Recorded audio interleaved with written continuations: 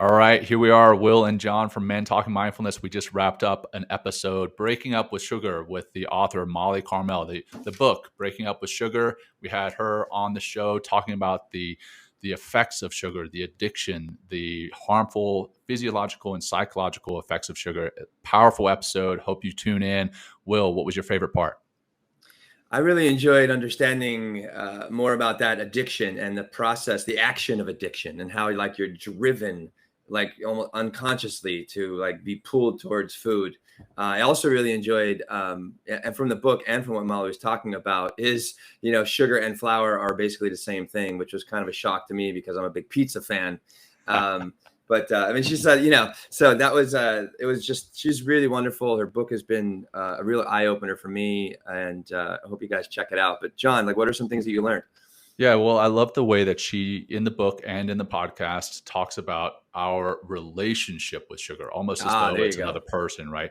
And that relationship, if you're an addict, if you're a food addict, or if you're addicted to sugar, then that is an abusive relationship, and you need to end that relationship, because it doesn't just make you fat, right? The show wasn't just for people who are overweight. The show was for people who are addicted to sugar or are food addicts. And Molly talked about the psychological effects of sugar, and just the psychological effects of an addiction to food, and the shame of the dieting cycle, the diet culture. Oh yeah. Of how shameful that is. Okay, you start a diet, you're on that diet, you succeed at that diet, but then afterwards you put all the weight back on, so you feel a sense of shame, or you don't succeed at the diet. And she rephrased it. She said, you don't fail at a diet, diets fail you. And I thought that was a great part of the show. Hey, changing just that verbiage can change the way that you psychologically feel